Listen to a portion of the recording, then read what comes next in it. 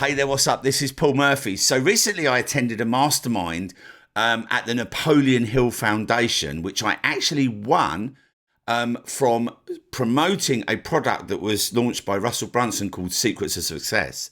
And I got into the top 10 affiliate board, and one of the prizes was to come out to Wise, Virginia, to the Napoleon Hill Foundation, spend a day with Russell Brunson, spend a day with JB Hill, which is Napoleon Hill's grandson, Don Green, the founder of the Napoleon Hill Foundation, and the top 10 affiliates. And like, it was some amazing people in the room. I mean, we had Sharon Lecter there, who wrote Rich Dad, Poor Dad with Robert Kiyosaki. And also she wrote Think and Grow Rich for Women, which is an incredible book. And then all the top affiliates that I've never actually met in person. It was really great. But the interesting thing was is that I had a +1. Now, because of that, I always like to give back to my community. I always want to say, like, if there's a way I can give back something extraordinary, then I will. So I actually raffled this with my community, with my gold members. And my student, Tanya, who I'd never actually met in person before we went there, won, and she came out for the experience. And not only that, she was actually in the middle of putting together her Choosing an Extraordinary Life Nomadic Income Summit, and she'd asked me to speak, which I agreed. So I'm now speaking at this summit as well. So what I thought would be really cool is that if I sat down with Tanya and we went through the whole experience of the mastermind. I'm talking about like my experience of even driving on the other side of the road, right? And just like laid it all bare, and like what Tanya's experience was, what my experience was.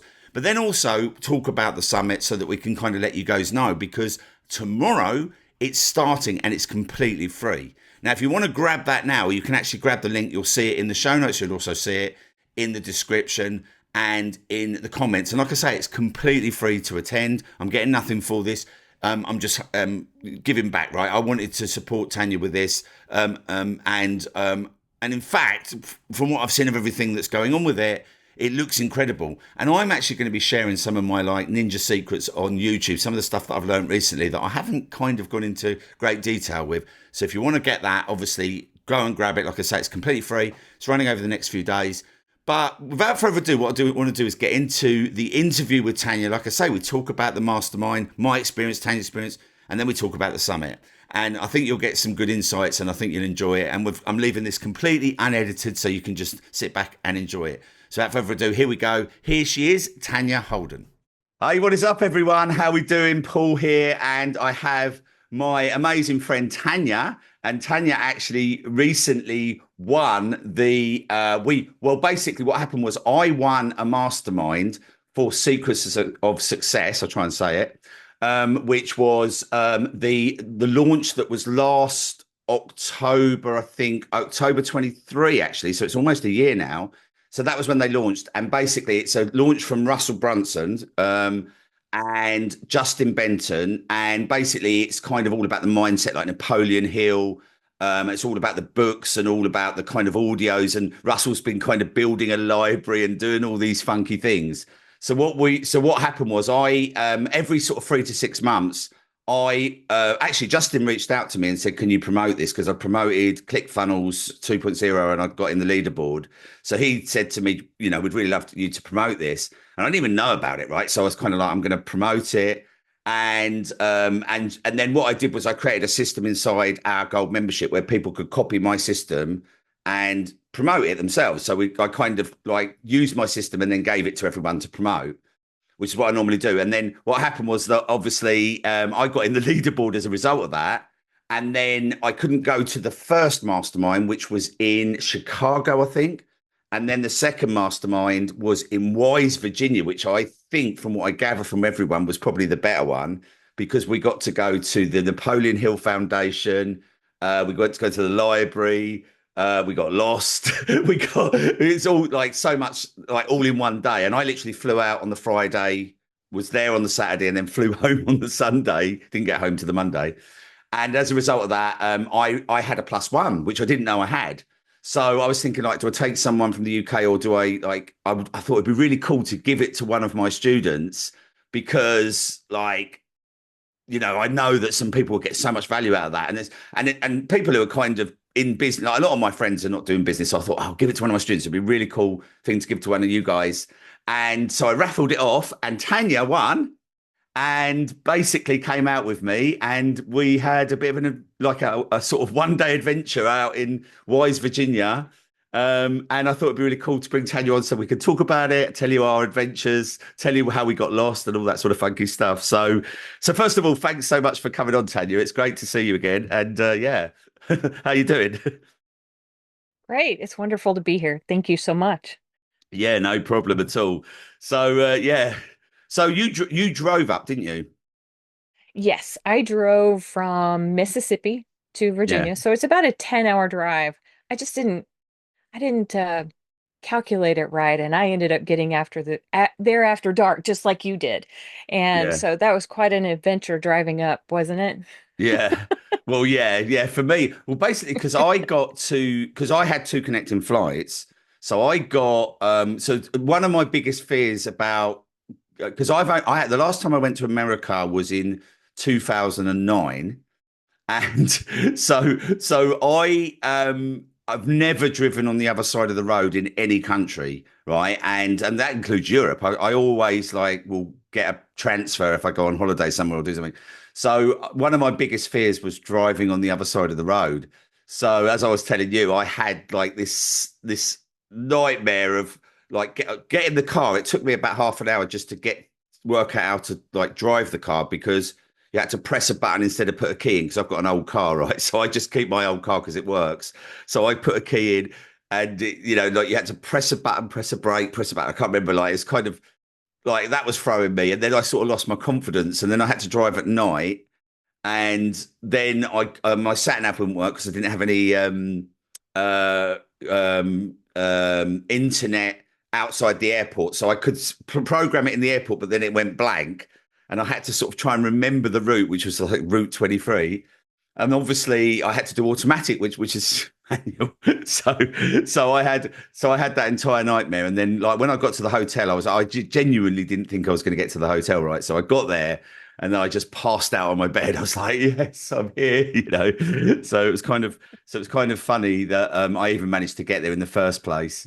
And then obviously came down to breakfast, and you were there, and it's like, "Hey, Tanya, so good to see you." It was like so good to see a friendly face. It's like, and unfortunately for me, you obviously offered to drive us during the day because you had your car, which I suppose because we would have had to have driven because we obviously it was not as everything wasn't very near. You had to have a car. You wouldn't have been able to walk around from the hotel. So yeah, yeah, and And it then was kind of a small town too. It was a small town. yeah. I'm not sure that there would have been an Uber or anything either. No. Well, Justin had put on the thing that there was no Uber from the airport. And I thought, like, in America, like, no Uber. Are you sure? But then when you get to that Tri-Cities airport, I know you didn't actually go to the airport, but when you get there, you realize there is nothing. There was no cabs, no airport. I mean, it was a wonder that they had hire car because I was thinking, like, is it going to be there? Like, because if they've got no Uber, why would they have hire car? But there was literally just two desks and that was it, right? It was either Avis, I think my one was, or another one. But yeah, yeah. So and then we had. I'll let you tell that bit because we had a bit of an adventure trying to get there, didn't we, on the day? We did, and it was just kind of strange because we were following the directions that we were given. Yeah, And then we just couldn't find it anywhere. And yeah, finally I sent a message through Voxer and she's like, "Oh, I sent the wrong address." yeah. Yeah. And it's So quite at funny least because it me was and it was at least it wasn't us, right? yeah, yeah. Well, I was pretty useless. I mean, I was leaving a lot of it to you because I was like, I don't know. And then even when we got to the building, it was empty, right? And then we were like walking up, and there was like first floor, no Right. one there. It's like, are we supposed to be here? It's like a Saturday, and it's like It was a library in a university, right? So it's kind of like, well, are we going to get Yeah. kicked out? Like, we, We we just kept walked in going one up room, and it another just looked flight of like, stairs. yeah, it looked really random. But then apparently you got the because you got something that I didn't get. But anyway, we were on the fourth floor, and when we got there was like, oh wow, it's kind of yeah. But we gave ourselves enough time, so we were there within plenty of time before it started. Thank Yes. God. And yeah, so Yeah, so I'll let you tell your experience. So, what did you feel like when you got there? Like, what was your kind of like reaction to to the whole event? Because obviously, you weren't a couple of weeks before, you weren't even expecting to go, right? So, I was kind of intrigued Right. to sort of hear how you sort of like what you were feeling. It was one of those things where, you listen to all of these people's content online, Yeah, you see them at, we see Russell at Funnel Hacking Live and doing his thing, and then there he is, just enjoying his morning coffee. yeah. Actually, he doesn't drink So coffee it's because he's a Mormon, but yeah, well, that's true, or whatever it was that he was having. yeah. But I'd hate for him to watch this and go, "I don't drink oh, coffee. Please I don't don't think drink coffee. that." Yeah. But yeah, but there was plenty of coffee. I think I drank about 20 cups that day. But yeah, that was it. That was the same for me. Like I walked in and it was like Russell was just there right in front of us, and I was like, I've never met him. He's obviously he created our industry to some extent, like arguably, especially whatever it is over the last 10 years. It's like a lot of it's to do with Russell, right? And then, somebody that I listened to his podcasts, I listened to both of his podcasts. I've listened to the first podcast. The first podcast is actually .com secrets in podcast form because a lot of .com secrets was coming out of what he was trialing and erroring and doing, and then he wrote it all down. So yeah, so he done that. So sorry, carry on. I had to just tell you my experience when I saw him as well. Um, it was nice to be in the room. So a lot of times when you go to events and you're going to see someone like Russell Yeah, or Sharon Lecter or anybody that's a well-known name, you're just part of the crowd.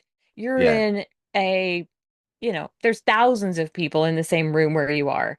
It's just a completely different experience to just be in an atmosphere where there's basically 25 people in the room and everybody's just relaxed and calm and just able to um just enjoy it instead mm, of trying to figure out, oh, I got to find a seat, I have to yeah, do all of those kind of things. So yeah. I just liked how relaxed it was in the room. Yeah, it was really, wasn't it? Yeah, it was kind of interesting as well because they had all the, they were filming it and they had the equipment and everything. So you got to sort of see how that goes on um, from their sort of level, of their type of company. But even still, you were just in this tiny little room. Well, not tiny, but it was, it was big enough for us, but it was, it was a compact room and we were um yeah, and then we were just sort of there and we had a coffee and yeah, I just I found that I was kind of fascinated by it all, and then we had all these piles of books on our desk, didn't we? That they give us. Like I think we've got. Oh, let me just grab them. Actually, I got the pin that JB Hill gave me. Did you? You got one of them, didn't you? Yes, I got one of those. And we have one of these kind of binder things, and then the Language of Thought, Napoleon Hill. I haven't read any of these yet. We've got a signed copy of this from Don Green, who's the founder of the. Is he the founder or the president or both? Of the Napoleon Hill Foundation. Yes, he's still very active even though he's what, in his 80s? Yeah, Yes, he's he was fascinating as well, wasn't he? I And then I got started another reading a copy. little of that book. Yeah, and I got another copy of this. I've now got four copies of this because they sent me one and they sent me another one. And then I've got this one, which is the original cover because they had the original. It's not the original, obviously, because they sell for, I think, first edition sell for, they were saying on the day, weren't they, 60, $70,000 online.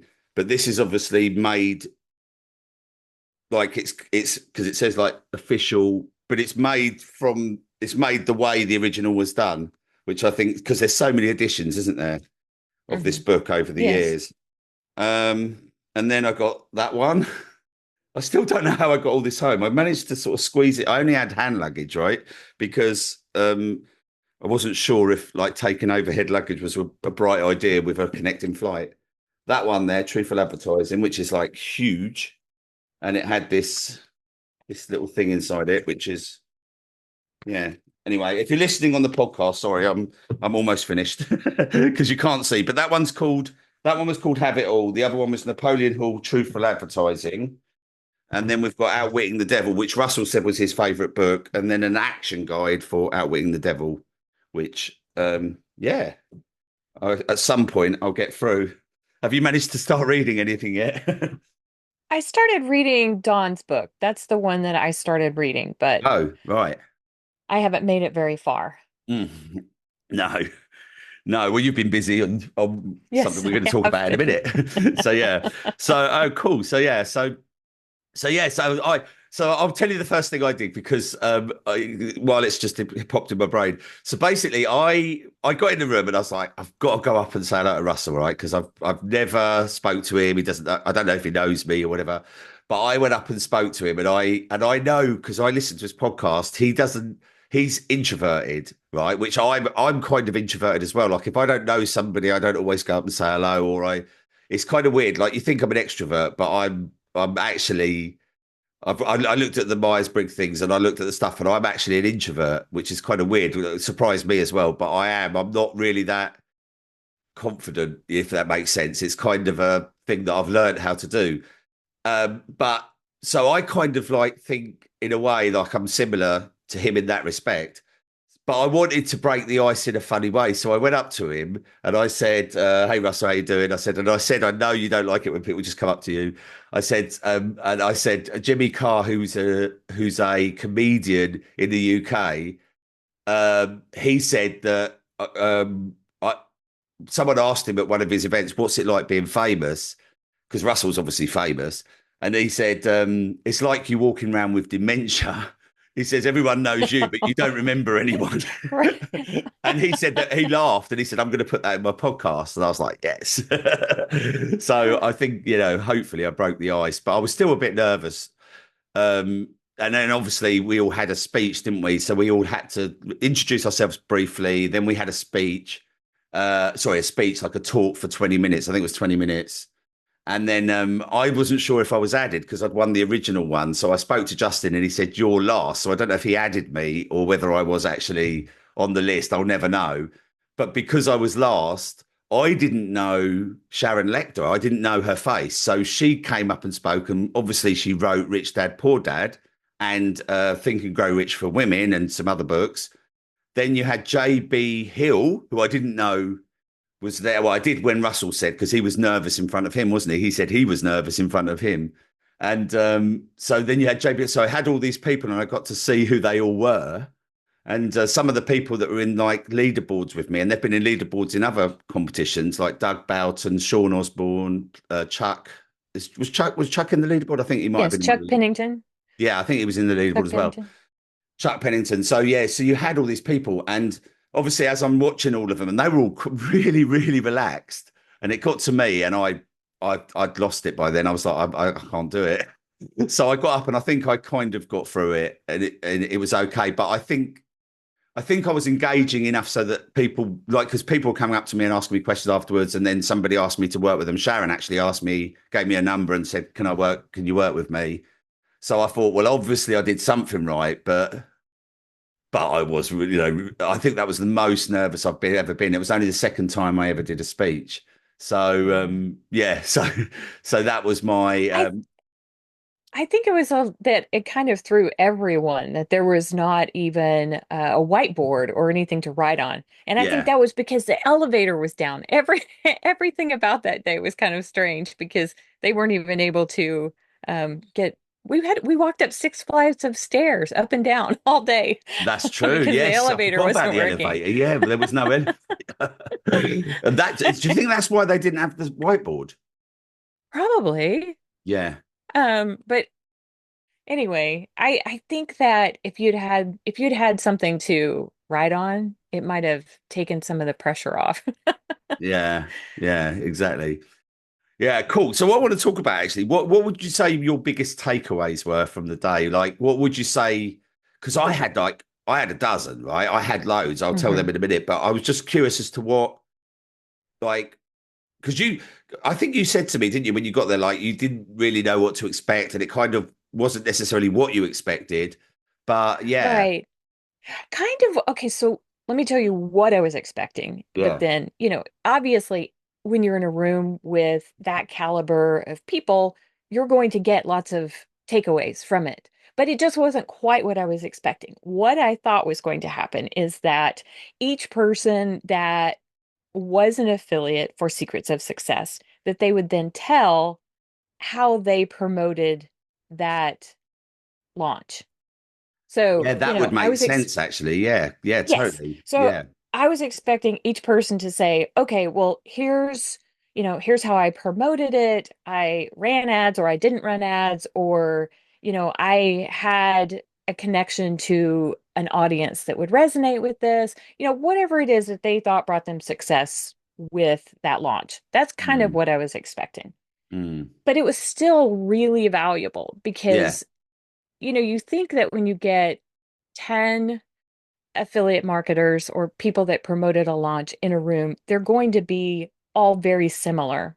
Yeah. And I didn't really feel like it was. I think everyone kind of has their own way that they do it. Mm, They either have a community or they uh, do a lot of social media.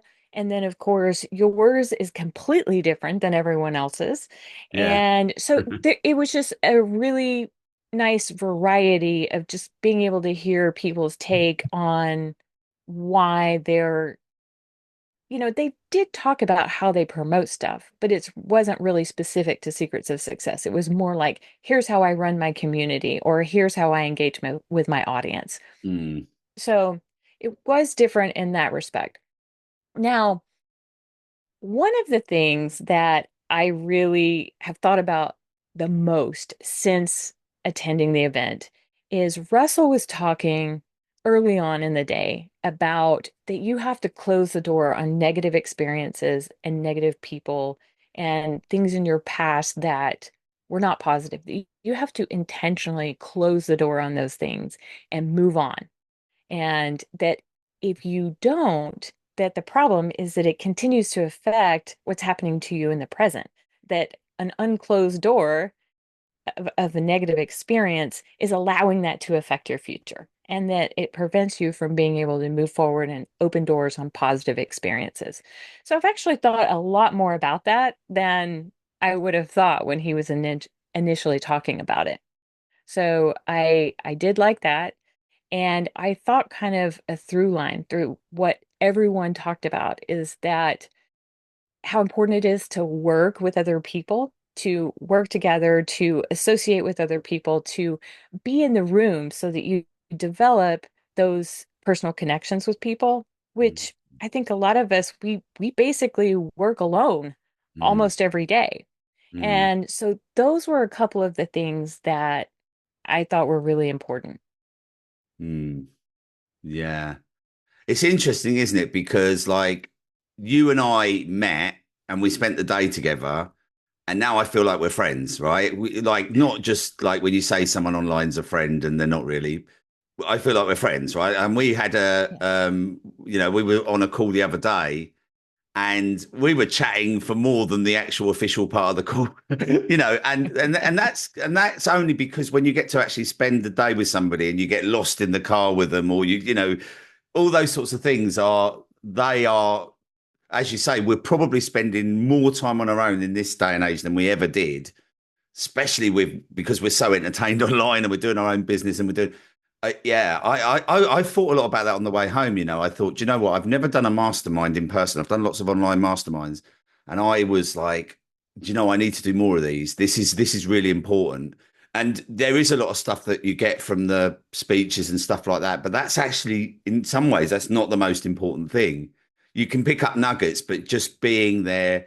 And actually, I've been to a lot of events. I've spoke at an event, obviously here in the UK, and I've actually been to a few events. That's really good. But what we did there was a bit more special, I think, just a little bit more intimate because you got to sort of speak to everybody throughout the day on a sort of more personal level rather than it being a networking event, which of course it is, but it's not in the same way of it felt just very relaxed. It didn't feel like you were forcing any networking. And I didn't like nobody pitched anything to me and I wasn't pitching anything. Like when Sharon asked me to work with her, I wasn't pitching to her. She just came up to me and gave me a number, right? So it was kind of, I love that. Do you know what I mean? And that's not that I hate pitching, but I don't like that kind of You know, like when you go to some of these events, there's somebody there and they're only talking to you because they know they want to get you as a client or something. You know, there's a bit of that going on. And sometimes I forget that that's going on because with what I do with online, I don't really want to do that at those events. And that sounds weird. Even when I'm speaking on stage, I'm not really selling unless there are, I mean, there are sales events and I don't generally do them, but generally when you do a speech, I'm just showing people what I do. And then stuff generally tends to happen. I'm not pitching and I'm not trying to talk to people to find out how I can do business. I don't like to do that. I don't know why. It's just something that I don't feel comfortable doing. But I feel because we have the way we do business online now anyway, we don't need to. But in that event, it didn't feel like that at all. It just felt very, yeah. It felt like I made friends that day. Right. Yeah, you know, I agree. mm, and I felt And then like I need to do it especially, more. yeah, and especially that night when we just went and hung out at mansion or the Yeah. local house or Yeah, the yeah. Which was and just which Russell said, come and swim in the pool, and then it was like just full of mud. right, it It's was, like, yes, it was empty. but that was like obviously that was the in joke, wasn't it? That we didn't know until we got Yes. there, and that was hilarious because I was thinking, should I pack my trunks? Is everyone going to be in the pool? Yeah. Thank God I didn't. Right. But yeah, and then I had to ask you what a we what you because she said, "Oh, come over, we're having wieners," and I said to you, "What's a wiener?" Like, it's a hot dog, Paul. Oh, okay, right, okay, yeah. Oh, but that was probably I thought that was a lot of fun just to be able to hang out in the kitchen and chat with people while they're grilling food and making food in the kitchen. I just thought that was a really nice time to be able to just talk with people about their life, not just their business, but about their life and what they're doing and their kids and, all of those kind of things that make it Yeah, to where you really know people. yeah, So it that was was nice. fab. I mean, I think we left earlier than everyone else. I don't know about you, but for me, it was like my jet lag was a bit too. It was getting a bit too crazy at that point because we were supposed to stay for. They had this fight that they were going to watch, and they had this kind of underground cinema den type thing, and there was a bowling alley. I didn't get to see. Did you get to see the bowling alley? Oh no, I didn't see the bowling alley. Yeah, no, there's a bowling alley downstairs. I don't know what level, but there was a Yeah, bowling alley there apparently that we because I think if we'd have gone the night before, we would have got an actual tour, but right. because we both came in after that, but yeah, so yeah, they did this whole fight thing, and then somebody came down to breakfast the next day, and she said they really like violence, and well, I suppose it was a fight, but but yeah, we never got that, did we? But yeah, it was yeah. The mansion was kind of yeah, that was kind of just a really nice touch, just to sort of be around with everyone and have that. Um, and my thing is as well is what a great prize. I mean, it's kind of like something because when I won, I haven't got it on, I've got it on charge, but when I won the click, every time I win something, I win something like when you would come about seventh on those affiliate competitions, it's usually something around £1,000 ish, right? So I won an Apple Watch, I won a MacBook Pro, whatever, once before, but they gave me the cash, and then I won something else. I always win something around about the same sort of price for that level, and then if you get to number one, some of these affiliate things you can win a car. You know, it could be like anything like that. But I always come about sixth or seventh. But anyway, this time they obviously gave us this mastermind, which is what I know Russell is doing a lot with a lot of his promotions now. He's offering, instead of offering you those, he's offering you the mastermind. And then if you get number one, you get something even extra, like a private day with him or something, you know, or an hour. I don't know what it was, but it was something Mm. quite interesting. And I think Doug won that, who who was there, Doug Boughton. Trying to think of his surname. So my biggest takeaway was first of all, so the first thing in the morning was he was talking about definition of purpose and having a burning desire. And this is from one of the books, but this is something that Russell did a whole speech on. And actually, by the way, anyone listening to this, if or watching this, If you go to Russell's podcast, which is Marketing Secrets, he's put that speech that he did at our mastermind actually on the podcast, so it's on there. So yeah, so he talked about that, and then for some reason it sort of connected with me because I was like, I think I'm at that stage where I'd been telling myself a bit of a wrong story. So I something I recognized before the mastermind actually was that when my mum died, I thought I've got a different perspective on my business now. And I created the membership, and it gave me time back because it meant I didn't have to keep doing offers because the membership obviously pays monthly. So I had a steady income for the first time ever since I've been doing online business. I actually had a steady income just by doing the linchpin model that Russell put out. And I put that in my business with the MIFGI and all that. I basically that just gave me that time back, so I was able to have weeks off without like not losing money, sort of thing. Right? My money definitely went down. It's not like the level it was a couple of years ago, but also I didn't have to work like crazy all the time. But the story I was telling myself was is that I had a different perspective when my mum died, and that money didn't matter, which is kind of true. But it never really mattered to me anyway. The money itself wasn't the thing because I kind of lived the same as I've always lived. But that was the story because Tony Robbins talks about the story we tell ourselves, right? So it was like the story we tell ourselves is is how we live our life. And if you tell you whatever it is, you could be lying to yourself, you'll still live that way. So the story I was telling myself was like, oh, I'm not interested in that anymore. So I'm now, I've got a different perspective. I'm not worried about money, so I'm not going to do all that. But actually, I think at the time I was burnt out. And I think when mum died, I just needed a bit of a break. So it's funny. And then, and ever since the mastermind, I've been like firing on all cylinders again. And I've loved it. I've been kind of, even just to the point of exercise and watching what I eat and everything. Not that that was part of it, but it was kind of, it helps because if I want to be on it, I want to be healthy. I want to not be eating crap and, all that sort of stuff. So that was really interesting. But with that, I was thinking, well, how do you get a definition, purpose, and burning desire? What gives you that? And then I was thinking, well, what I do a thing at the start of the year called the goals and daily tasks. So I think that. So I did that when I got back again, and I think that helps you get your why. Because if you haven't got a why, like Russell's obviously building the library, that's his thing. But I was thinking, how did he find that? How did it come upon him? Because I only ever get that a few times in my life. But then I realised that by going out and doing something and then just making a decision, but then checking in with yourself every day, which is what my goals and daily task does, you then sort of, oh, okay, it kind of guides you in the right direction. So that was the first thing that I got the biggest takeaway. But the thing I love the most, which I think I was asking the most questions because as soon as he starts nerding out on funnels, because I love funnels, I was like, oh,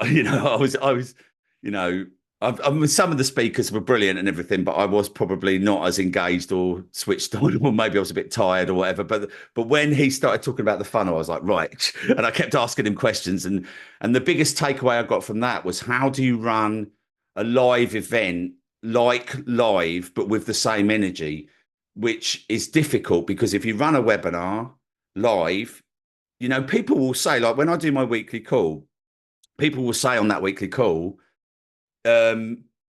sorry, Paul, I've got to go. Sorry, Paul, and it'll come up in the chat. Like people will apologize that they've got to go, even though there'll be like hundreds of people on the call. People feel that they know that there's an energy when you're live that people are engaging. But when you can run that same recording like live and you don't get that, for some reason, people know. And you will still make sales from a like live web. Say it's like a webinar, like the perfect webinar. You'll still make sales from it, but it's way lower. It's way different. And I've always been trying to work out how do you do that with it being ethical as well. You want to make sure you're not like telling people lies. But my thing is like, how do you do that? And what Russell's been doing is he's been doing these events, these big events. And I know you're running an event. We'll talk about that in a minute as well, because I'm really intrigued about that. And I know I'm speaking at it as well. but Russell runs, instead of doing webinars at the moment, I've noticed he's been running events, but he's running these live events and bringing people to his place in Boise and getting them all on the stage and running it. And he even does it sometimes without any audience, or maybe a few of his inner circle are there, but not an actual big audience. But he did that with Funnel Hacking Live. I know that he didn't do that in Boise. He did that in Las Vegas, but he did, but he didn't have an audience. He did it as a virtual night. It was the 9.5 one. But he has these big events, and then what he does is he turns them into an event that he'll run once a month, and he'll have people there like answering questions, creating energy, and he'll have a proper build up and a proper thing. And because of that, when he runs them, they are now getting the attention as a live event, even if he's not there. Like if it's a recording or whatever of these people, it's still treated as a live event. And I was thinking like I could probably tweak that a little bit and make it so that if I do run an event, it will still be a live event, even if there are recordings involved, and it will still create that energy. And I was thinking about that because one of the things I never used to do is I would bring on a guest speaker once a month. And what we would generally do is like I would, if it was something that was relevant to my audience, I would bring them on and then they would make an offer in their webinar, but then they would promote me to their audience, right? And we would do that about once a month. I didn't want to do it every week. I wanted to do it about once a month. But what I would never do is a lot of people online have these videos that they give you, and I didn't want to do that. A lot of them will just basically say, oh, I'm bringing on so-and-so in a minute, and then they just press the play button, right?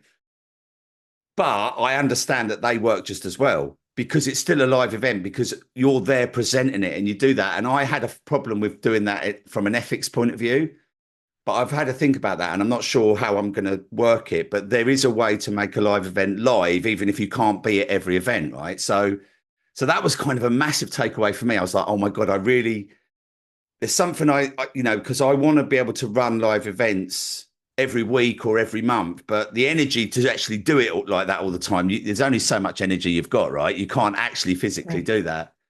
So yeah, that was my second bit. I mean, admittedly, they were both mainly from Russell because he's obviously someone that I follow quite severely, and to get to actually ask him the questions as he was doing it was kind of blew my mind, right? Because like if I'm listening to a podcast, I'll have a question, but I can't ask him, right? It's like Right. I You could can ask ask him. it. It was there. Yeah. So that was for me, that I suppose they were the two main takeaways. But then I'll let you talk about the library. How cool was the library thing? That was one of the Oh, surprises, wasn't it? yes, is that we got to tour the Napoleon Hill Foundation and Yeah. see all of the original things that they have there of Yeah. things that he wrote, um, things that he handwritten notes that he used when he was giving a speech. A lot Yeah. of those were framed and on the wall. Yeah. Um, Letters between him and his wife. And it was just to see all of that collection, all of it together was pretty amazing. Yeah. And they had three typewriters. Russell had one of them, but I think they had the other two in the library that were all of his books were Oh, written we on. well, and we had a picture of us with one of the typewriters, right? Yeah, I'll pop it. If you're watching on YouTube, I'll pop it up on the screen. You can see it now because it's kind of kind of funny one. Yeah, exactly. Yeah, and that was the one I think Russell bought. And then they had like the original versions of this one. Like they had like a ton of them in behind a screen, didn't they? Like loads of these, but the actual original Yes. ones. But it's the same cover. Mhm. And then Russell was kind of like he was getting really excited, wasn't he? Because he was like, look at that, and then he showed me like the original manuscript of Laws of Success, and Yes. I thought it was really It was odd that it was huge. right at the It was bottom. huge. Yeah, really huge. Yeah, but it was also at the bottom of the cabinet for this original manuscript, which is kind of weird. Um, and then they had all sorts of, and it felt like a library, but it felt a bit like it was in someone's home or something. It felt kind of Right, weird like a because you little went into a room house. and there was a desk and then there was another desk. And so it was kind of like a private library, really, wasn't it? I suppose it wasn't really, Hmm. I don't imagine that's all often open to the public. I might be wrong. Maybe it is, but it didn't feel like it was. It didn't feel like it was. Yeah. No, It was more like a little tiny museum. tiny museum. Yeah. Yeah. Yeah, it was fascinating. And they had like a picture of Ronald Reagan with somebody, and then they had a two comma club award on the actual wall, which was quite, All I don't know why I right. found that funny, but yeah, it was kind of, yeah, really interesting. And then we got to go in each room, didn't we? So we got a speech from Don Green, and that's when he was talking about, and that's when he gave us a signed copy of this one here. which is the Millionaire Vision, and then we went in and had um, a chat with. Well, we went and had a look round, and then it was JB. I was trying to think of his name. JB Hill JB was then Hill. Yeah. talking about the original manuscripts and some stuff about his wife and stuff like that. I can't remember what he said where now because I've got a bit lost because he did a speech as well in the Mastermind, didn't he? And yeah, but then me and you were filming Russell and him, and then Russell was filming the other side. So he posted up pictures of me and you filming them, which is quite funny. So I don't know why I found that amusing, but yeah, it was kind of like the two angles of that conversation. He posted one angle, and we posted the other.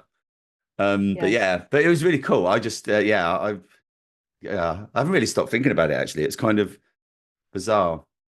But but yeah, was there anything else from that Well, experience? and I caught it when he first said, and I think it was Don Green that said this when we were in his office. And he made just this quick comment about if your ship doesn't come in, you have to swim out and meet it. Yeah, And, I heard him say that and I latched onto it really quick. And then I didn't think about it again until this week. And the reason I even thought about it is because I was outside just filming a short thing for social media, and there was a ship coming in to port here. yeah, And I was like, oh, I remember him talking about that now because it just happened that there was a ship on its way in when I was out there. yeah. And ironically, obviously, you and your husband live on a boat, don't you? So Yes, we do. to tie that in, but yeah, um, yeah, it's yeah. I was trying to think if there was anything else I could add to the day that we haven't. The only thing I will add actually is that when I drove home the next day, I was fine because I'd been watching you all day driving, and the night the baptism of fire of driving in, which funnily enough, that was my biggest experience I've had in years. Even though the mastermind was amazing, that trying to get to that hotel was the kind of like the baptism of fire that I haven't been able to do for years, and I've done it. But driving back to the airport was absolutely fine. And it was like, but then I had the experience. I think I was telling you about this the other day. I had the experience of like, do I put gas in the car? Do I put petrol in the car? What is it called? It's called gas. I didn't even know that. I sort of knew it because I've watched telly, but weren't sure. And it was like regular gas, and then they had a couple of other things, and I was like, "What do I put in it?" And then I was looking at the manual, I didn't know, and then I didn't even know if I was supposed to put it in the car because I've seen in some films where they come out and do it for you, even stuff like that. I was like, "What do I do?" But then it was just pay at pump thing, so I did that. So it's kind of, yeah, just little things like that, which were kind of I didn't expect to even be a thing. You know, when you're out there, you're like, "Oh, what Right. do I do here?" But yeah. But now I'm still catching up on sleep because even it's a week and what day is it today? Friday? No, no, it's nearly 2 week. Was it 2 weeks today we went or a week It ago? was 2 weeks. It was 2 weeks. You're kidding me. So we went 2 weeks ago and I got back on the Monday. So -3 days. I am still, I didn't go to bed till 5 o'clock in the morning last night and I Hey, slept until midday today. yeah, I've seen that you've been keeping some late hours just because when you post things online, Yeah. I started to send you a message the other night and go to bed. Did you? You actually noticed when I'm online? Oh, that's funny. Yeah. Yeah, I don't realize that people can see that. Yeah, yeah, really weird. And Oh no, I think it was just because you had just posted something. And I was like, it's 11 o'clock here, so it's very late where you are, or early, one or the other. yeah, I'll tell you what I did last night. I was, I mean, it's a bit off topic, but it's the truth. I basically went to bed about 10 o'clock. I thought, right, I'm going to do this. I'm going to sleep through the night, right? 10 p.m. So I went to bed at 10, woke up at midnight, bang, like I'm up. That's it. So I thought, what am I going to do? And I thought, well, I'm not going to work because I do that all the time. So I put on the Disney, I've got the Disney app thing. I put that on and then I saw this thing about Ryan Reynolds and the guy from Sunny in Philadelphia, the actor in that, I can't remember his name, them two buying a English football club, which soccer club, right? An English football club that's in like the lowest of the low leagues called Wrexham, and then they're trying to bring it up. And then I just sat and binge watched like 7 episodes. I got really into it. I was like, this is really good. And I looked at my watch. It was like 5 in the morning. I thought, surely I'm going to go to sleep in a minute. And that's the last thing I remember. So I must have just fallen asleep watching that. So yeah. So so yeah, another thing you told me while we were away is that I just mentioned it there, obviously, but you and your husband live on a boat, right? And I thought I was totally fascinated by that. You showed me a picture of your boat and it's like really cool. And then you saying that you used to live and then you put everything into that. And so I suppose you'd call it like a nomadic lifestyle or whatever. Do you travel around in your boat or do you generally stay stationed? I don't know if I asked you that bit. Well, we bought the boat 5 years ago. Yeah, And, it was the kind of thing where really just to tie it into what you were talking about earlier about having a definite purpose. yeah, 5 years ago, we were running brick and mortar businesses in Dallas, Texas. And it just was, we weren't happy. We weren't having a good time doing it. And it was all consuming. We were working night and day. yeah, And we just made a massive life change. We sold our businesses, we sold our suburban home, yeah. we sold our cars, and we bought the boat and moved aboard. And initially, we intended to outfit the boat within just a few months and take off and head for someplace else, Mexico, Belize, Panama, wherever we found the place that we wanted to stay. And that was very naive of us. It just took much longer to outfit the boat and get it ready to go than we ever anticipated. Mm. You should buy a sailboat because you love sailing, not because you want it to be the RV of the seas. And life and then life happened. COVID happened, so no Yeah. one could travel.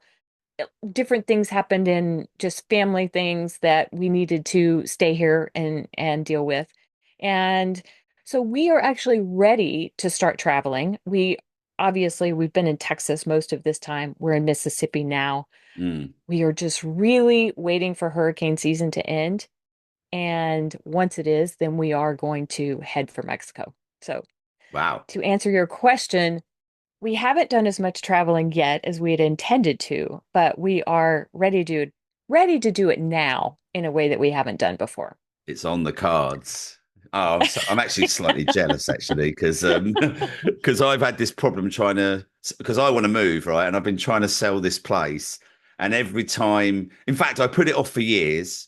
I've just kind of been getting because I was working quite hard and I just didn't have the brain capacity to deal with a move, right? Because especially when everything kicked off, because my business sort of kicked off during the pandemic, so when it was kind of all hands on deck, and we've got a very small team, so I was like, oh, I haven't got the brain capacity to deal with it, and then because there was a fire in a big block of flats in London called Grenfell, and then as that happened, all these sort of things came in with apartment blocks where you like this apartment block there's a problem with the insurance, which means that even though this is a brick building and it doesn't have because the problem with that fire, sorry, I should have explained this. The problem with that fire was that there was cladding on the building and that caught up and basically loads of people died, right? It was a real horrific thing. Mm, And because of that, they're really, really tight now on buildings having all sorts of fire regulations. Now, this has actually been classed as this, we've had it assessed and it's fine, but there is some bits that could be looked at. But the insurers are not insuring the building. They're scared to insure it unless we get those little things that are not really a big deal done. And because of that, because you can't get a mortgage unless the building can be insured, nobody can sell their flats, right? So we're all stuck here. And I've had a few leaks I've had 2 leaks in the last 2 months that has caused a bit of mold, and it's all been clean now, but there's work that needs to be done. So I can't sell because of that. And I can't sell because no one can get a mortgage. There's somebody opposite me selling the flat for half what it should be worth, and he can't sell it because no one can get a mortgage, and no one has that sort of cash on hand, right? Because this should be worth about $1 million, give or take, right? so yeah, so because of that, we're stuck. And I want to, I've got this kind of desire to either live a nomadic lifestyle or just have a change of scenery for 6 months and then see where I want to go.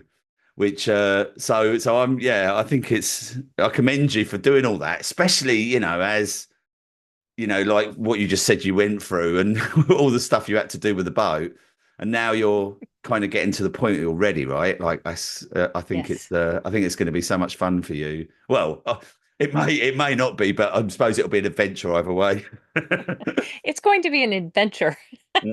That's a lot of times I talk to people and I tell them, where we live and how we live, and they're like, "Oh, that is my dream. I want to be able to do that." And I'm like, "Okay, well, hang on a minute. Let's talk about that." Yeah. Because it's a different way to live, and not everything about it is fun.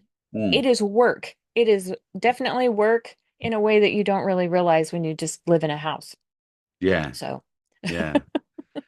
So yeah, so I mean that obviously while we were connecting through you coming away and getting to know you, you told me about this amazing summit that you're doing, which is what's it called? The Extraordinary Nomadic Life Summit? it's Or the Nomadic Income Summit, but the nomadic title of it is Choosing an Extraordinary Life, that's Unique it. Ways to Live and Work Anywhere. Yeah. And kind of how this came about is that once Lewis and I left our brick and mortar businesses, I knew that I needed to be able to work online. Mm. Having been a business owner for many years, it didn't seem like it was going to be that big a deal, right? Yeah. I have these business skills that should translate over into doing something online. And I found that transition to be a lot harder than I expected. I tried several things, and some of them were really bad failures, and some of them worked okay. But it took a while to connect with the right people, you being one of them, that that were talking about things that I could really implement. Mm. I kept running into coaches that I felt like were no longer doing what they're teaching. Mm. So, just for example, let's say that a person is teaching you how to run Facebook ads, but they haven't really updated any of their curriculum in a couple of years. Right. That's vastly different than it was 2 years ago. Yeah. That's just kind of an example, but Mm. you get the Mm. idea that a lot Yeah. of times the coaches that you're running into are not genuine. They're either not Mm. doing what they're teaching, they're not doing that anymore, Mm. or they were never that successful at it to begin with. They're just selling a program. And so, what I wanted to do with this summit is really bring people to the audience that have real actionable things that they can teach the audience. So, some of the people in the summit, they are people that are living a nomadic life. I have people that live in an RV, people that are true digital nomads that just move from place to place to place, people that do house sitting and then work in a particular place for a while. So there's all different people, or there's expats that live in Mexico and Portugal and different places. And then the other people are ones that have a real business, something that they can teach that is something that you can do nomadically. Mm. For example, Joe Roberts he does print on demand. But, print on demand is something that if you treat it like a real business and sell something valuable instead of just like mugs, Yeah. that it can be a real business, something that you can have either a lifestyle business or you can grow it and sell it. And then, of course, you are included, and we're talking about affiliate marketing and Mm. email list building. And there's just a whole variety of people that have different things to talk about that would allow you to live and work anywhere. So I think it's a really good mix of people. Kevin Rogers is on there. He's from Copy Chief, so he's talking about copywriting as a job. Tim Gascoigne is on there. He's the online teacher dude. So Mm, he teaches people how to teach English yeah. online. So there's lots of different options, and kind of the way it plays out is there are things that you could do to get moving right now, Mm, or there's things that you can start now and build it, and then have a more of a passive income so that you can support a travel lifestyle in that way. So it just kind amazing. of covers the whole area there of you can do it this way or you can do it this way. You can do it now or you can do it later. And so it Mm, just, I think it's going to be really helpful to people to show what that life is really like mm, and how you can make that work for yourself. mm. Yeah, and it's interesting as well because when we were talking when you were away, you were saying to me what you really want people to do because you've basically you're ready to go now. I'm one of the speakers, by the way, guys. I'll put the link up on the screen because it's free, right? So you can join this summit for free. So I know the link. It's tripfunnels.com/nomadic, right? Check it out. I'll put it on the screen. I'll put the link. If you're listening on the podcast, it'll be in the show notes. If you're listening on YouTube or watching on YouTube, just you'll find it. It'll be, I put it in the comments in the in the description. That's kind of what we do. So just go and find it. And it's free, right? And it's starting on the 1st of October. So I just wanted to preempt that because we'll talk about that again at the end. But so basically, yeah. And what you were saying to me, what I thought was really interesting and what was really cool is that because you and I are both aligned with this, it's really important for you to like if you come to the summit and you kind of find somebody that you resonate with. So you listen to the speakers and you've got you're getting those ideas. It's really important for you to choose one and get your blinkers on and go in on that one person, on that one thing, and don't like just turn up and be entertained. Don't just kind of arrive and be because it's kind of an interesting thing. I did a podcast on it recently, so and me and you were talking about it the other day as well, and I can remember like you saying like this. I think you said it was resonating with you or something, but basically it was this kind of idea that came to my head that you either there are people that are going online and are really struggling with focus, right? So they're going over here, over here, over here, over here, or there are people that are actually all right, or they're not too bad. They've got a bit of money, then maybe they would like to make a bit more. Maybe they want to get their business in order, but they're all right-ish, right? They won't admit that. They'll say, no, I need to do this, I need to do this. But really, if it comes down to it, they're not that bothered, maybe. And they're just turning up for everything. And I, to some extent, can be guilty of this. I'll turn up to Funnel Hacking Live and a lot of the times I'm not really looking to do anything more because I know what I'm doing. But I'm really kind of doing it for a bit of entertainment. Maybe I'll pick up a nugget here and there. So, I'm definitely holding my hands up. I'm not like excluded it. Like I think a lot of us, but I think it's admitting that to yourself. And if you look at the pattern that you've been over the last few months, have you been just being entertained? And I think that's people talk about focus way more than that. And I think that is probably a bigger problem that most Mhm. people are kind of because there's just so much going on, right? And if you like, as you said earlier, like we all work on our own and we're all sitting around. So yeah, sure, there's a summit, I'll go and do it. But my advice is like think to yourself, do I really want to do something here? And if you do, get your blinkers on and choose one. Like you said, I really love that you just get one thing that you can focus in on. And this is the problem I have because we have everything's kind of around my magic traffic funnel, but everything is that there's one for e-commerce, there's one for affiliate marketing, there's one for coaches. And people say, I've got 6 funnels on the go and I'm doing this and I can't get anything to work. And I'm thinking, if you're trying to focus on all those things, it's no wonder you can't get things going. Get your, just get that one funnel working, just get in and get it, like from if you're following me, get that one funnel working and do that. And and that's the thing is that when I was in that state, when I was doing that, that's when you get results because you're already 99% ahead of everyone else anyway, because most people aren't doing it. Like, honestly, hardly anyone's doing it. Everybody thinks, and also mindset's obviously huge, right? Like, that's the thing that kind of holds us back as well. So if you are just getting entertained, what is your current mindset? Like, what is the mindset? And that's what you've got to fix, right? Because if you really want to get it done, but you're not getting it done, there's a gap. There's a gap between where you are and where you want to be.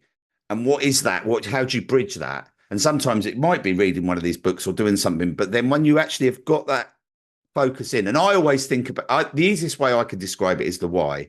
If your why is big enough, you'll do it, right? And that sounds really simple, but it is really that. So if your why is I'm just turning up to be entertained, then what are you going to do? You're going to do nothing, right? But if your why is no, I need to do this. There's cut off from all other anything. There's nothing's more of a priority kind of thing, apart from your family and your kids. But nothing's more of a priority than me doing this and nothing else. So I've got a Mhm. friend. I've got various friends. I've got a friend that I'm working with, and like, oh, this is the biggest priority in the world. Okay, when do you want to meet up? Well, I'm busy this day. I'm busy that day. I'm doing that. I'm doing that. I'm doing that. How about a week next Friday? But they just told me this was the biggest priority to them. It's not, right? So, something like that, like you get this telltale sign. So admit that to yourself. Like, what are you?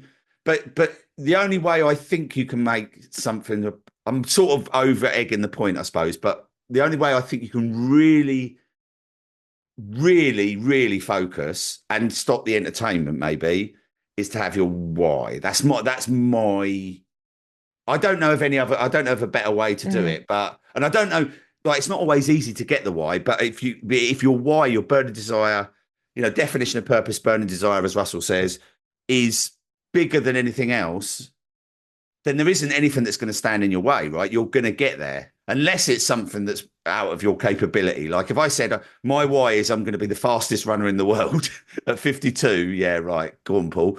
There's no way, even if I did everything. But without that, I mean, but there's kind of like, as long as it's something you can achieve, you'll achieve it. I think, but you've got to have that thing pulling you. Um, so what my advice would be, like, guys, like, obviously there's going to be loads of tips here, and you don't have to have a nomadic lifestyle if you want to attend your summit, right? And you want to turn up and you want to find something that you're going to get behind, right? It doesn't have to be nomadic. You can live at home and have a part-time lifestyle. You can do whatever you want to do. It's just creating that freedom for you, right? So nomadic is kind of your hook, right? You can do it how you want to do it. But find something you go, right, okay, this is cool. And then Mhm. obviously dig on in. And what I was going to ask you actually, what did you want to add to that before I ask you? Because I have one other Well, question. you know, that is just to be completely, transparent. It is free. You can watch each day for Mm, 24 hours and yeah, it's free to watch the content. There yeah, is an upgrade for it. You can get the all access pass. The real benefit to mm, that is that you'll get ongoing access so you can watch things at your leisure instead of having to just watch it in 24 hours. But the other thing is that for 4 weeks after that, I'm going to spend time with those people, and we're going to really narrow their focus and do what you're talking about, mm, is that instead of just it being entertainment or continuing to just keep all of these possibilities open to yourself. Because I think that's another thing that we do. We look at mm, all this stuff and then we just keep keeping all of the options open. Oh, I mm, could do any one of these five things, mm, but that it's going to be about, you know, you're choosing your why, but also what are the things that are important to me about having an online business? Do I want to be on camera? Do I not want to be on camera? Do I like to sell products? Do I want to sell a course? That you have to really think about the things that are important to you as a person in mm, order to narrow that. And then, once you've got your criteria for what's important to your life, then to choose one. mm, Choose one of the vetted speakers that we have. These are all experts that are really good at their craft. Pick one, and that then we can get them connected with a coach and then set out a 90-day plan so that people actually do something with what they've learned and what they've chosen, and that you know, by the end of the year, you have something solid that started and you start 2025 with a real business and real goals that you can move Mm. forward with. So So yeah, so once they come on inside, if they get the all access pass, they've got that 90, is it 90-day plan with you, did you say? we're going to do 4 live weeks. We'll do, Sorry, I think four I'm going weeks to, plan yes, we'll do it on Wednesdays for the next month after the summit is for next over. month. Yeah. So you're going to have, so they're going to be able to connect with you and zone on in. So they'll be able to, they'll kind of, so you turn up to Summit, you watch the Summit, you resonate with somebody, and then obviously they'll connect with you. You'll be able to kind of, figure out with them what is going to be best for them and how to zone in and connect them with what they actually need to start getting results. And Yeah. then keep your blinkers on, right? It's going to be a Right. case of getting on in and getting the job done. Which, do And you I know think what? that That's that kind of was, missing as well. That's something that I think is missing, and I think I commend you for doing that because I think that's a brilliant. It is so difficult because there's so much going on, and sometimes we just need that extra support as well. We just need someone there to hold our hand and say, okay, this is what we need to be doing. This is where we need to be going. This is what you need to do. Um, and just hearing it from someone else as well sometimes is enough, right. or Well, and maybe I they think already that, know and they just want to yeah, bounce it off you. I already know what I'm doing here. What do you think? And it's like, okay, let's run through it. Let's see what you got. right. And I think I was missing that in the beginning because I even remember telling one of my friends, I wish that I just had access to someone that's already doing this, Mm, that I could just say, here's what I did in the past. Here are the things that I think are my best skills. What do I do with that? yeah, And yeah. Sometimes, yeah, it's funny, isn't it? Yeah. Yeah, it's funny because like when I started, there was no distractions, right? I can remember I got the Tony Robbins Get the Edge, right? I had a mini disc player, I think. I had a CD player to start with, which always jumped when I was jogging. So I had this mini disc player, but I would just listen to sing over and over again because I didn't know what else to listen to, right? And it's fast forward 20 years, and now it's like I don't always get through books, right? Because I'm kind of like, oh, there's another book, and it's difficult. Yeah, it's so hard. But yeah, no, I think that's brilliant that you're offering that, and I think that's cut above. The question I was going to ask you actually is, what inspired you to create the summit? What was your thought process behind that? Is it mainly because of what you were lacking, or was there another reason?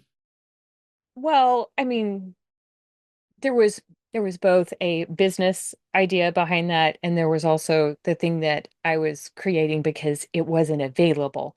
The first Yeah, thing is yeah, that um, you know, it's so important in any online business that you build a list mm, and get in front of your audience, your correct audience.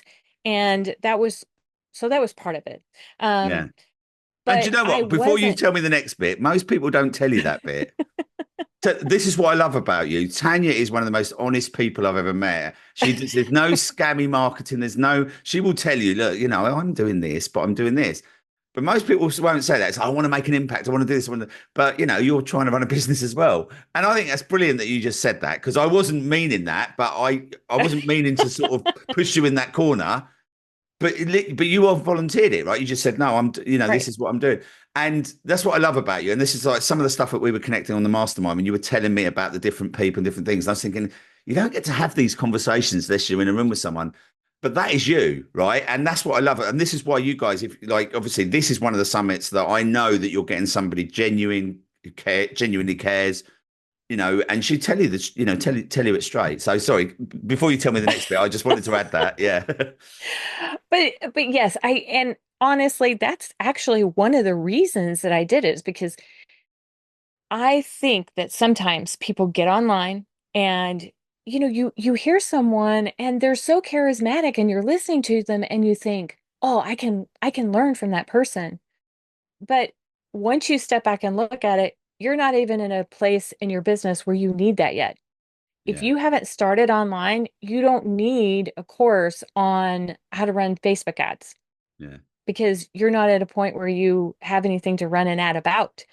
Mm, So I think that a lot of times when you're just listening to people online, you get way down the line and they're teaching something that you're not really ready for. mm, And what people really need to learn up front is how to build an audience Yeah. and how to get in front of those people. Yeah. And so, yes, I think that list building is a prime thing that people need to learn. And, if you don't have a product, if you're really early on, do affiliate marketing. That those are things that you can do right now.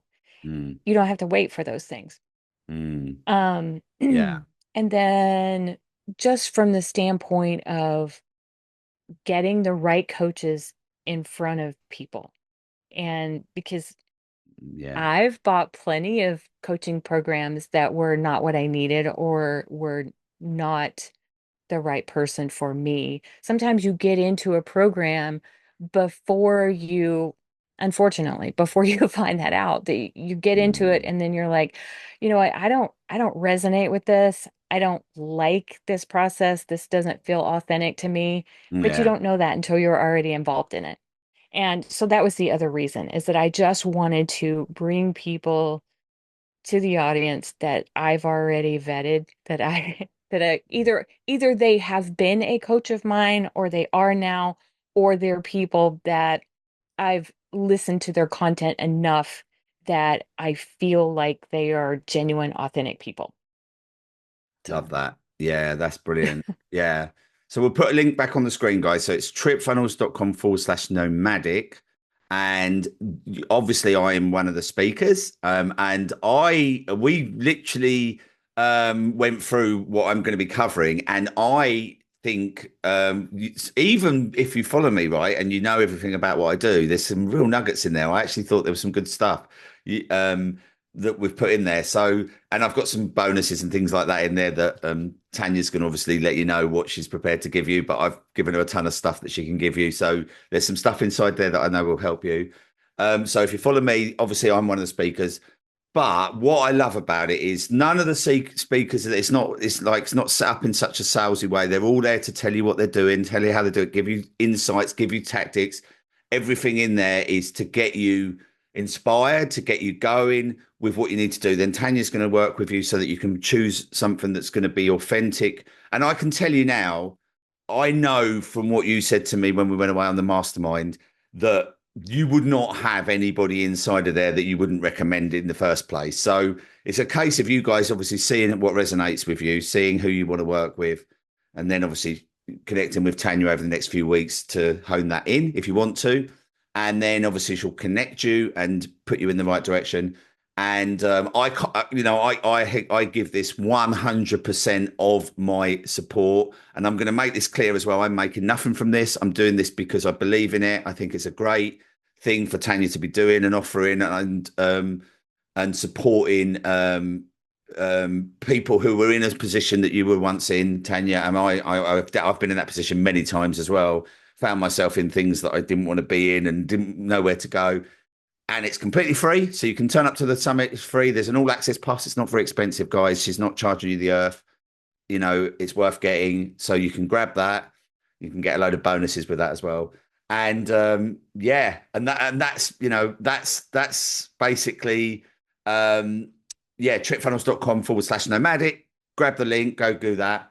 And yeah, well, if you so in summary, so we've summarized obviously our trip, which was kind of one of the reasons we want to hop on. Obviously, your event. If you was to give like one piece of advice of something that you've learned over the last sort of 5 years, 10 years, one thing that you could just give someone like to give them a little bit of courage or something now, what would you say?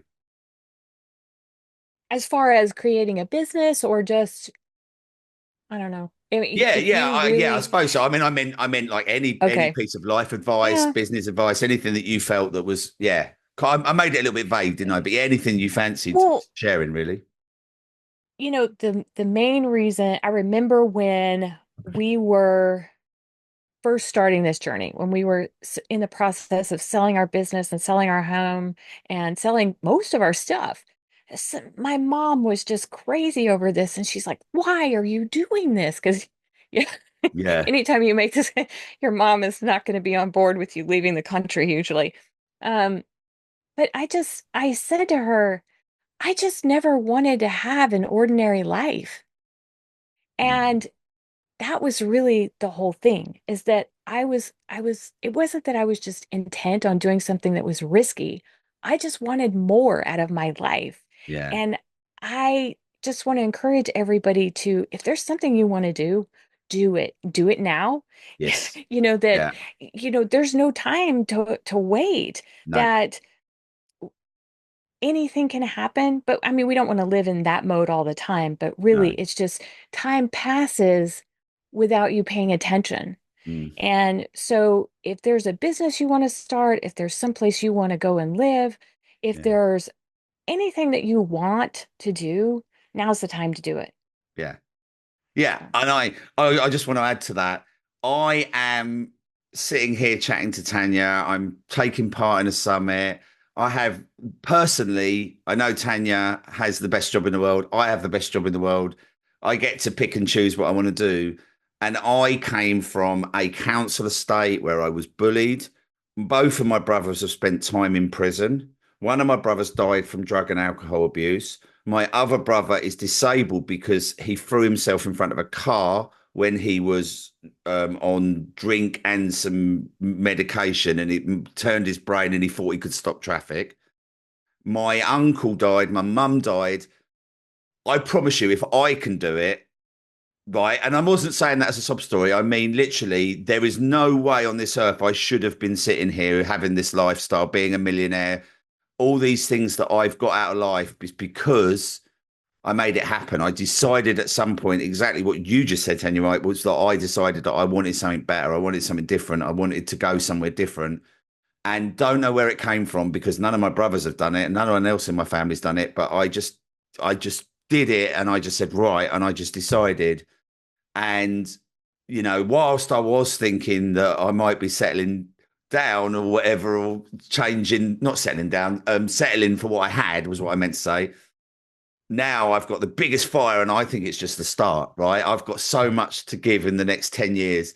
And so have you, right? If I can do it, if Tanya can do it, if it, like, yeah, there's no reason. I promise you, there's no reason. If you've got no excuse when it comes to me, because I can tell you what I've been through in my life, and I know, and we could have a what's the worst thing that's ever happened to you off, and I might win, right? I'm not saying I will, because everybody's got their own story, but I might win because there's so much that I've never even revealed. But if I can do it, I promise you, you can do it. Like that, I'm living proof that it's possible. And my only advice would be authentic, be real, don't be scammy. There's a lot of stuff that I've learned in the last few years, and but just you don't need to do any of that dodgy stuff. Just be yourself, be real. People love you for it.